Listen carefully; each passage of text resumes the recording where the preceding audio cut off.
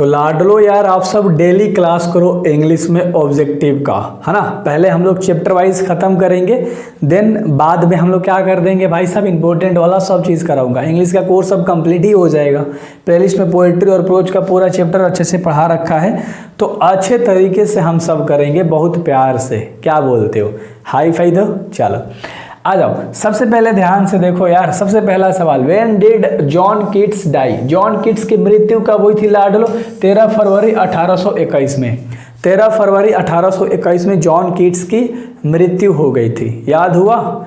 ऐसे याद करना है भाई साहब, ऐसे, है ना, ऐसे याद करना है। बिल्कुल बिल्कुल परफेक्ट तरीके से याद करना है, बिल्कुल स्वाद लेवल वाली पढ़ाई करनी है। और उसी अंदाज में आ चुका हूँ। अब होगा भाई साहब मतलब पूरा तबाही।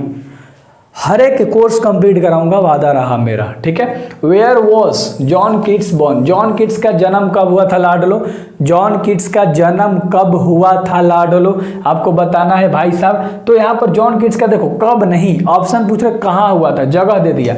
तो नॉर्थैम्पटन लंदन के अंदर में, तो जगह पूछा है। अगला में डेट भी पूछेगा, तो लंदन में जन्म हुआ था, याद रख लो। और अगला देखो पूछ दिया कि When was John Keats born, यानी कब जन्म हुआ था? तो 31 अक्टूबर 1795 में। 31 अक्टूबर 1795 में जॉन कीट्स का जन्म हुआ था लाडलो। आई होप कि आपको मज़ा आ रहा है, आपको समझ में आ रहा है बेहतर तरीके से। तो यार आप फोड़ सकते हो, बेहतर तरीके से मचा सकते हो।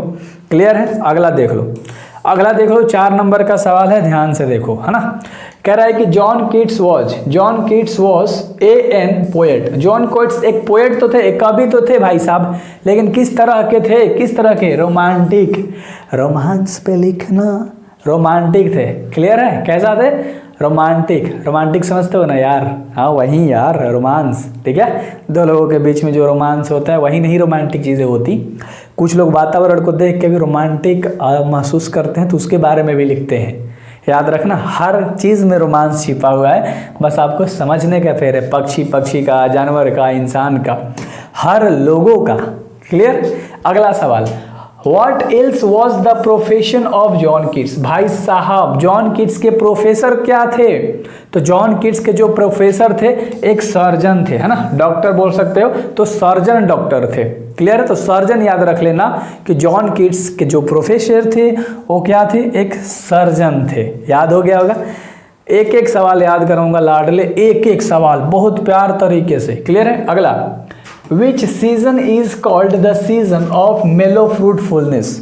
यानी कि जो किस ऋतु में मधुर फलदायी ऋतु कहा जाता है, मतलब कौन सा ऐसा मौसम है भाई साहब जिसे कहा जाता है मेलो फ्रूटफुलनेस? जब फल उल लदाने लगते हैं, है ना, उसमें क्या आने लगता है भाई साहब? मधुर, मिठास आने लगता है, तो उस मौसम को बोलते हैं ऑटम। ऑटम के सीजन में भाई साहब पेड़ पे पत्ते आ जाते हैं, फल आते हैं, फल पकना स्टार्ट हो जाता है, एकदम उसमें गुद्दा आने लगता है। मांसल आम से मतलब अच्छे से मांस आने लगता है, मतलब गुद्दा आने लगता है। तो याद रख लेना ऑटम सीजन। और अगला सवाल बिल्कुल परफेक्ट तरीके से सारी चीज़ों की तैयारी होगी, है ना, कतई जहर तरीके से। अगला, and gathering swallow twitter in the skies. ये जो लाइन कह रहा है ना, and gathering swallow twitter in the sky, this line is taken from. ये जो लाइन है भाई कहाँ से लिया गया है? कौन से चैप्टर से लिया गया है? तो ऑड टू ऑटम से लिया गया है। जो आपका ये चैप्टर है जो आप पढ़ रहे हो, ऑड टू ऑटम चैप्टर से जो लाइन है, and gathering swallow twitter in the skies, ये लाइन लिया गया है यार। इज टेकन फ्रॉम का मतलब होता है लिया गया है, यानी कि लाइन जो है कहाँ से है, कहाँ से है। अच्छा से क्लियर हो रहा है? सारे इंपॉर्टेंट वाले सवाल है यार, है ना। हम लोग कभी भी यार इस तरह से तो कभी धोखाधड़ी वाला काम नहीं किए ना, मस्ती से काम किए हैं, स्वाद लेवल वाला काम किया हमेशा। Who is the close friend of matchrings? Matchring मतलब होता है परिपक्व, यानी कि अगर मान लो कोई फल है उसको पका रहा है, जो सन है उसको पका रहा है, तो उसका क्लोज फ्रेंड कौन है भाई साहब? सन का क्लोज फ्रेंड कौन था? ऑटम, क्योंकि बसंत ऋतु के साथ ही तो मिलकर ये क्या करता है? षड्यंत्र रचता है कि चलो फल को पकाया जाए, उसमें गुद्दा लाया जाए। समझ रहे हो? तो सन जो है अपने हीट से, अपने टेम्परेचर से भाई साहब उसमें मांसल लाता है ना। सूर्य का प्रकाश ही भाई साहब अहम रोल अदा करता है, याद रखना। और एक एक सवाल बहुत खूबसूरती से निखर के आने वाला है आपके सामने।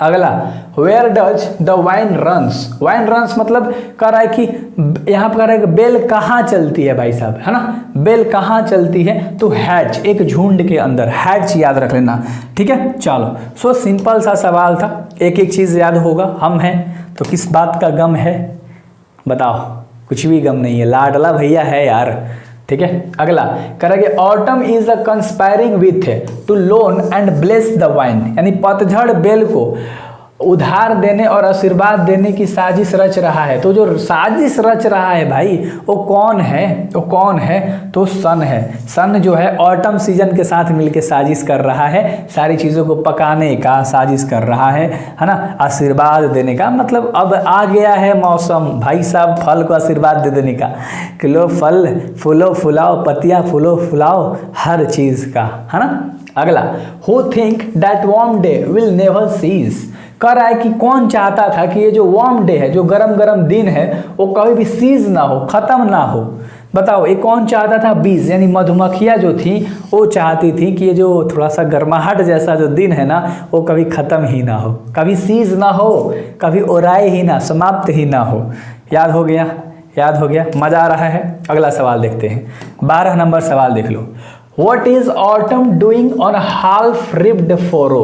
अरे इसका आंसर तो स्लीपिंग हो जाएगा भाई साहब, ये बहुत आसान सा सवाल है ना, ये बहुत आसान सा सवाल था, क्या ही बताना इसमें। और अगला सवाल तुम्हारा कह रहा है कि लैमिया एंड हैपोरियन आर रिटेन बाई, ये जो लैमिया है ध्यान से देखना मेरे भाई, और हैपोरियन है, इसे किसने लिखा है, इन दोनों को किसने लिखा है लाडले, तो जॉन कीट्स ने लिखा है। किसने लिखा है, जॉन कीट्स ने। क्वेश्चन याद रखो, लैमिया और हाइपोर्निया, है ना, तो क्वेश्चन पे ज़्यादा फोकस बनाना है, मज़ा आ जाएगा, बिल्कुल स्वाद लेवल से चीज़ें समझ में आने लगेगी। अगला सवाल देख लो, autumn is compared to in the poem, poem के अंदर कह रहा है कि ऑटम जो भाई तुम्हारा ऋतु है उसके साथ कंपेयर करा गया है पोयम में, किस चीज़ के साथ, एक ओमैन के साथ, है ना, एक औरत को दर्शाते हुए। बहुत बढ़िया, अगले सवाल के ऊपर आते हैं। चलो 15 नंबर सवाल है, और मुझे पता है मज़ा तो आ रहा है तुम सबको। Which is the nation bird of England, England का नेशनल बर्ड कौन है भाई साहब, रॉबिन, याद रख लेना, इंग्लैंड का राष्ट्रीय पक्षी है रॉबिन। इम्पोर्टेंट सवाल है, एक एक चैप्टर कराया है, प्लेलिस्ट में तुम्हें वीडियोज़ मिलेगा, प्लेलिस्ट में तुम्हें वीडियो मिलेगा लाडले बेहतर तरीके से। अगला सवाल कह रहा है कि what is twittering in the sky, भाई साहब आकाश के अंदर क्या चमक रहा है, मतलब क्या ट्विटर कर रहा है, सिंपल सा सवाल है, तो स्वेलो, है ना, सिंपल सा, what is twittering in the sky, तो swallow twittering in the sky, बस इतना याद रख लो, चमकना उमकना कुछ मत याद रखो थोड़ा सा, है ना। चलो ट्विटरिंग मतलब दूसरा कुछ होता है। Autumn is the season of मेलो, अरे जो परिपक्वता का है, पकाने का है, मानसल लाने का, जो क्या है, फ्रूटफुलनेस, मेलो फ्रूटफुलनेस से सवाल नहीं कराया था, है ना, कि फल उल में भाई मानसल उनसल लाना, उसको परिपक्व बनाना ऑटम सीजन में। क्लियर है, तो ये जो लाइन है, लाइन से आप पकड़ लोगे, क्योंकि आपको सारी चीज़ें पता है भाई, आपने सारी चीज़ें मेरे से पढ़ी है। अगला, in new leaves and fruit comes out the tree, पेड़ के ऊपर भाई साहब फल आते हैं और पत्तियां नई नई आती है, नए नए फल आते हैं, तो कब, ऑटम के सीजन में। किसके सीजन में, ऑटम के सीजन में। मज़ा आ रहा है, मज़ा आ रहा है यार, सारे वीडियो इसी तरह से बिल्कुल 2x2 है, बेहतर तरीके से पढ़ा रखा है, समझ रहे हो, बहुत बेहतर तरीके से पढ़ा रखा है। एंड अगला सवाल कह रहा है 19 नंबर का, कह रहा है ऑर्डेड टू इज एन ओड, ध्यान से, ऑर्डेड टू इन एन ओड, तो क्या हो जाएगा आंसर, ऑटम। क्लियर है, हाँ, ऑर्डेड टू ऑटम चैप्टर का नाम ही है यार, इन ओड, एक ओड है जो आपका चैप्टर है, ऑर्डेड टू ऑटम, ध्यान से देखना, ध्यान से देखना लाडलो, ऑर्डर टू ऑटम में जो चैप्टर है यह एक ओड है, ऑब्जेक्टिव में पूछेगा क्या है, तो एक ओड है, क्या है, एक ओड है। अगला सवाल देख लो 20 नंबर, 20 नंबर सवाल कह रहा है कि in new leaves and fruit come out on the tree, ले फिर से क्वेश्चन आ गया, ऑटम के सीजन में भाई साहब पत्ते आते हैं और फल आते हैं पेड़ों पे, है ना। अगला, John Keats died of, John Keats की मृत्यु किस चीज़ के कारण हुई थी, जॉन कीट्स की मृत्यु किस चीज़ के कारण हुई थी, ट्यूबरक्लोसिस। ट्यूबरक्लोसिस मतलब भाई साहब टीबी बीमारी हो गया था, है ना, टीबी बीमारी होता है ना लोगों को, हाँ, तो उसी के कारण भाई साहब जॉन कीट्स की मृत्यु हो गई थी। ट्यूबरक्लोसिस के कारण जॉन कीट्स की मृत्यु हो गई थी लाडले। और अगला, Keats was a poet. Keats एक पोएट है भाई साहब, कैसा, रोमांटिक। आपको पता है, आपको पता है ये सवाल, मुझे पता है कि मैंने आज जितना क्वेश्चन कराया सब आपको याद हुआ होगा। ईच स्टैंजा ऑफ ऑर्डर टू ऑटम, ऑर्डर टू ऑटम में स्टैंजा होता है लाडलो, क्या होता है, स्टैंजा होता है। कितने, 11 लाइन का भाई साहब, यानी कि कितने लाइन मिले होते हैं उसमें, 11 को लाइन मिला हुआ था, कंसिस्ट मैंने मिला हुआ। तो एक ऑर्डर टू ऑटम चैप्टर में जो एक एक स्टैंजा है 11 लाइन का है। कितना कितना, 11 लाइन का है। अगला देख लेते हैं 25 नंबर का सवाल। 25 नंबर सवाल कर, ऑर्डर टू ऑटम इज कंपोज्ड। भाई साहब, ऑर्डर टू ऑटम को किसने लिखा, ऑर्डर टू ऑटम को किसने लिखा, जॉन कीट्स ने। तो देखो आधा अधूरा कीट्स नाम दे देगा, कभी जॉन दे देगा, तो एग्जाम में मारना है तुम्हें, जॉन कीट्स ने। एंड अगला सवाल के ऊपर बात करते हैं, अगला सवाल के ऊपर बात करते हैं। और 26 नंबर क्वेश्चन है कि थॉ का मतलब होता है यू, याद रखना, पुराने जमाने भाई पोएट्री में ऐसे इस्तेमाल होता है। Thou watches, you watches the last oozing hour by oozing is for. ये जो तुम देख रहे हो ना, the last oozing hour by oozing, मतलब जो लाइन है, लाइन याद कर लो, है ना। घंटों भाई साहब तुम देख रहे हो, ये लाइन कहाँ से लिया गया है, तो ऑर्डर टू ऑटम जो आपका चैप्टर है वहाँ से लिया गया है। ऑर्डर टू ऑटम जो आपका चैप्टर है, ये लाइन वहाँ से लिया गया है। क्लियर है, क्लियर, मज़ा आ गया होगा भाई साहब आज, है ना। 26 तक तो लिखा गया है, देखो आगे हिंदी अर्थ है, तो ये तो मैंने प्लेलिस्ट में डाला है, आपको मिल जाएगा, जाओगे चेकआउट करोगे पोएट्री वाला में। तो हर चैप्टर को बहुत बेहतर तरीके से पढ़ाना, एनालिसिस करना मेरा काम है। सो यार बेस्ट ऑफ लक, मजा आ सकते हो, कतई जहर तरीके से फोड़ सकते हो। सो यार मचा देना है बोर्ड एग्जाम में, एंड वहीं मचा देना है यार, हम हैं तो क्या गम है। Best of luck.